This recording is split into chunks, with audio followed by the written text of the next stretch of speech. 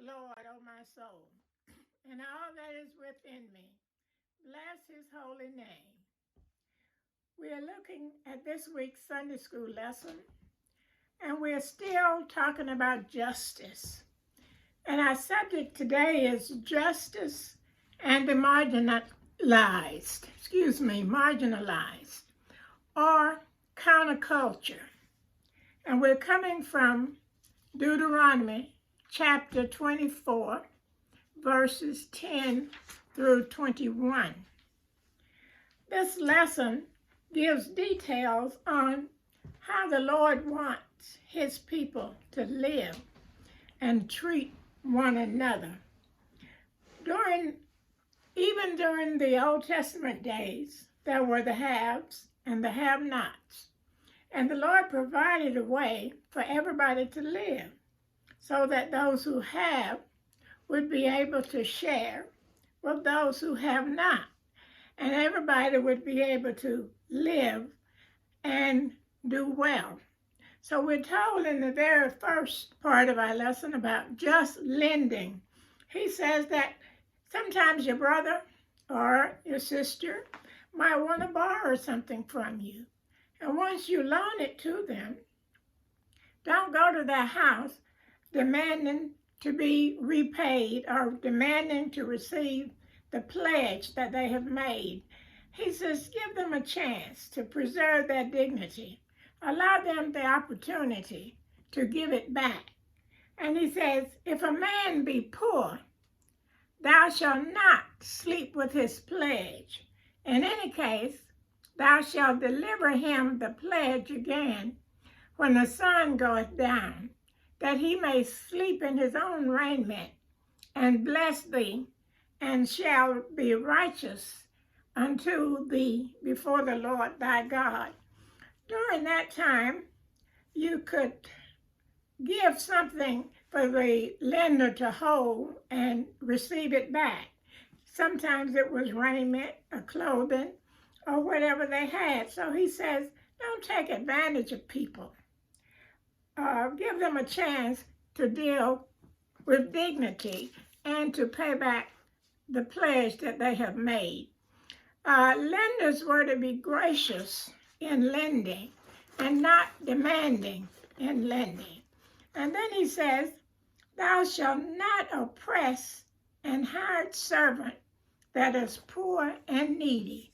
Sometimes employers, even today, will take advantage of those people who have to work and not pay them a just wage or do anything negative toward them, so that knowing that they can't do any better.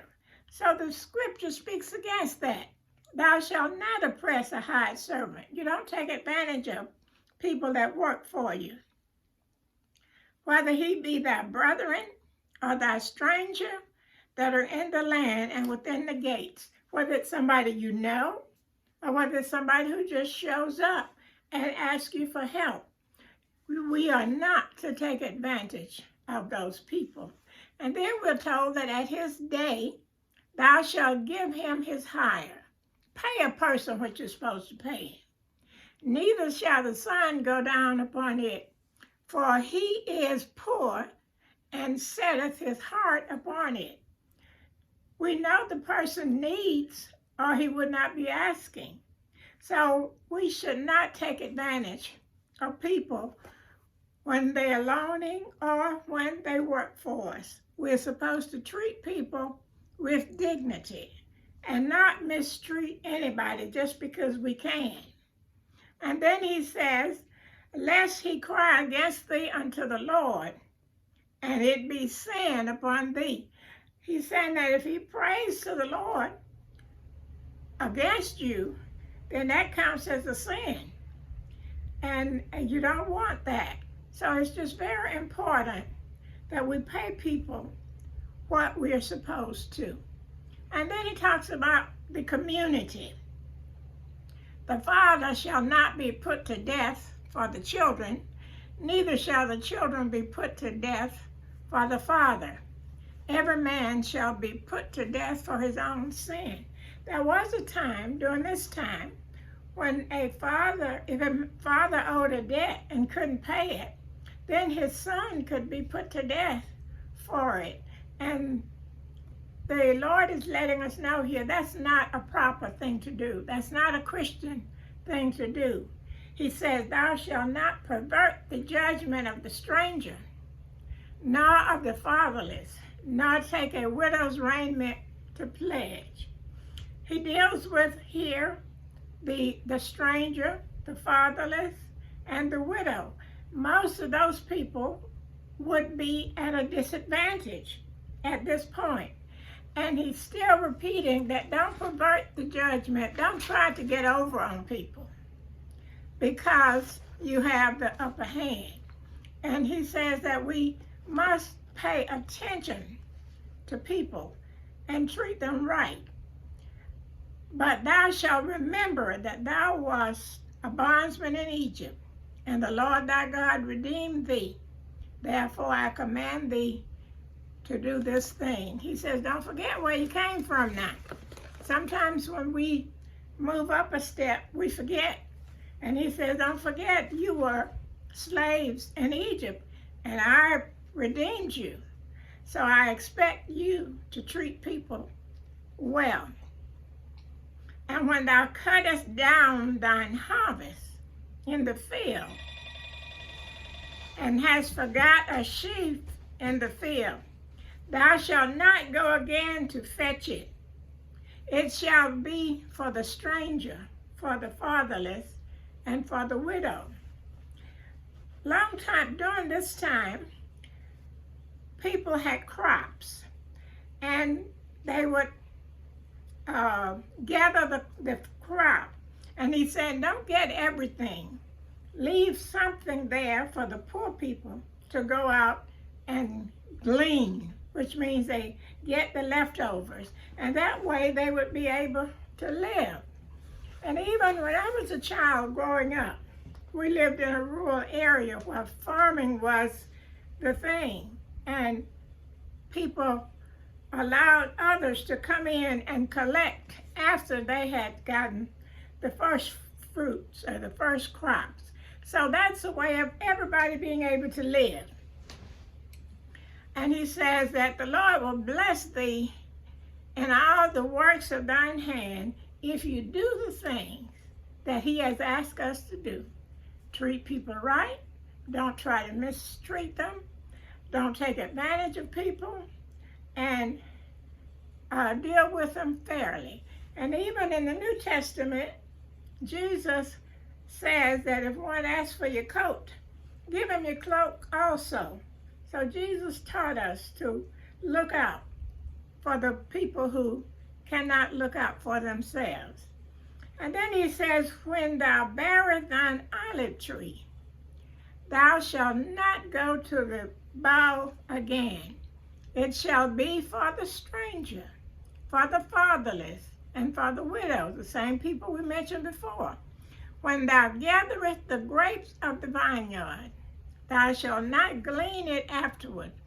It shall be for the stranger, for the fatherless, and for the widow. Be willing to share. If you have a bountiful crop, don't take everything.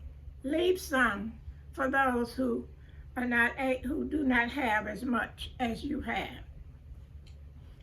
The concept is that we must be fair. We must treat people fair. We must be good to them and do those things that we know are right. We must not mock them or belittle them in any way. We're not supposed to make people feel bad about whatever their situation is. So our lesson today lets us know that Christians are expected to be loving people and kind people. And we're not to take advantage of the powerless, but we are to treat them as God would have us treat them. Throughout the Old Testament, God has told his people to be just and not to look upon those who are powerless or poverty-stricken. He wants us to do those things that show kindness and loving actions toward our fellow man. Jesus taught that the poor would be with us always, and he sometimes called them the least of us. And while we are doing well, we have to remember that the least sometimes changes. Our situation can change from one thing to another. This is a very cold day, and some people have no homes. What can we do about it? Some people have no food. What can we do about it? How we treat people is very important. We must reach out and lift up. Don't take advantage of people, and don't be a religious bully.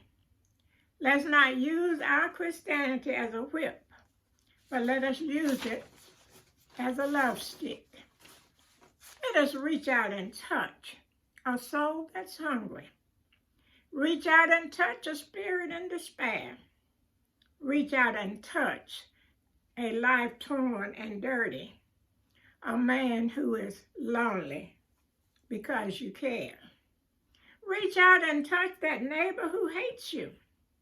Reach out and touch that stranger who meets you. Reach out and touch the brother who needs you. Reach out and let the smile of God touch through you. Reach out and touch a friend who is weary. Reach out and touch a seeker unaware. Reach out and touch, though touching may mean losing a part of yourself because you care. Reach out and give your love to the loveless. Reach out and make a home for the homeless. Reach out and shed God's love in darkness.